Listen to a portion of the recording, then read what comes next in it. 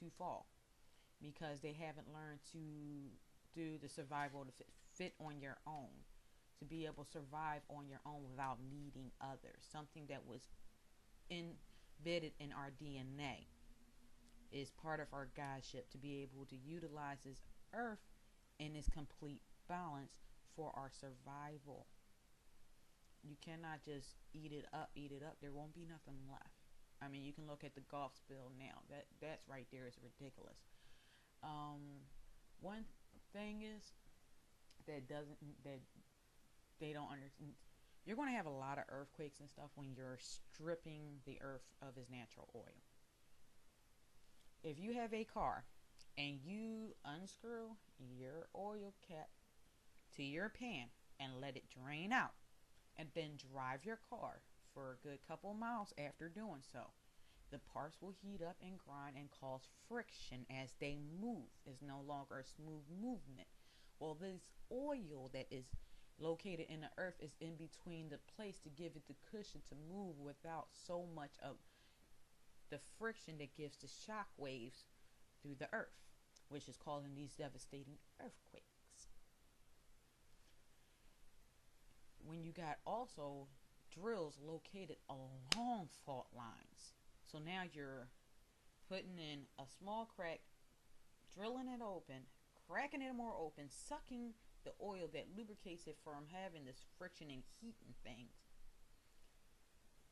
The science of the earth should have explained a long time ago that we should not be tearing it up.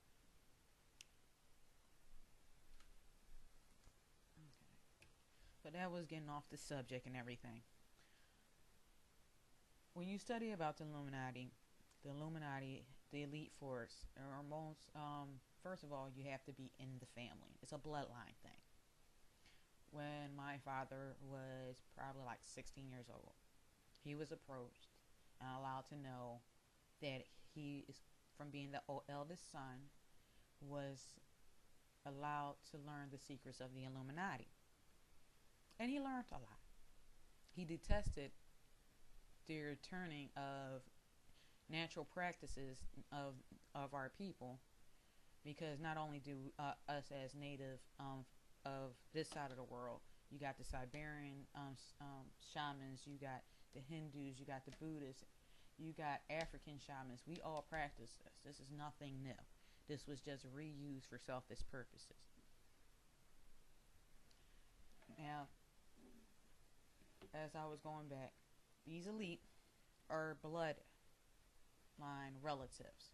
You cannot get a throne, no matter how good you believe you are. You will not get a throne without the proper blood.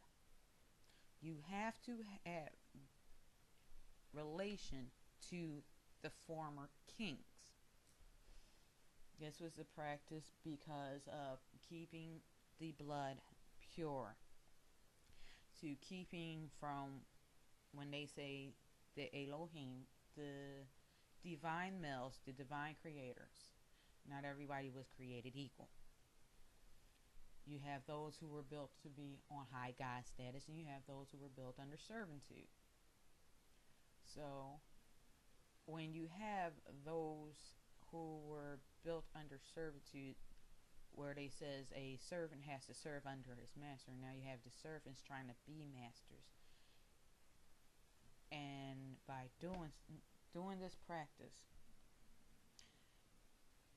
this is something that is known within monarchies. Now, if you go back and date past when the first kings, and how the relationships with the kings and everything like it, there is such a family tree that will explain to you from Egypt to the Hebrews to, we can even go into a lot of the European, and how they kept everybody who were around these 13 families, these 13 bloodlines. And with these 13 bloodlines are the 13 bloodlines of the people who were not created from the same creator that thinks of divinity and balance. And these people have their own agenda. So the Bavarian Illuminati that's over America, that goes through the presidents, be careful of who are you listening to. We all look for a hope, and that's why they allowed us to have kings. In the Book of Kings, he told us that you don't need a king. I'm supposed to be your, the one you come to. But since y'all want somebody to rule over you and put structure, I'm going to give it to you. But you're going to have to watch what you ask for, because you're going to get exactly what you ask for. In this sense, then we have done nothing but put people to rule over us. How does a God go and find somebody to rule over them? That's a weakness. Something that they teach you now is to be dependent.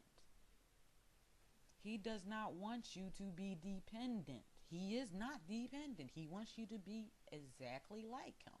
If you come from a higher creator, he wants you to be like him. So if he is not dependent, what made you think that you were supposed to be dependent? This is a brainwashing teaching. You're supposed to get up and get it and own it. And once you do, spread the knowledge. Help those become gods. Don't keep it all for yourself. That's the difference between the third eye and the Illuminati. The Illuminati wants to be gods all on their own. But the third eye teaches us how to be gods within ourselves. Do not confuse the two. The third eye is a beautiful practice. The whole thing of enlightenment would stop a lot of the confusion that we have. Take your time and look up into the Hindu practices. Don't get deterred by deities. Just because religions have deities, that don't mean that they don't actually believe and have true knowledge or even follow some of the stuff that you do. The deities were representation of those beings that gave great influence. And they choose each deity depending on the situation that influences them.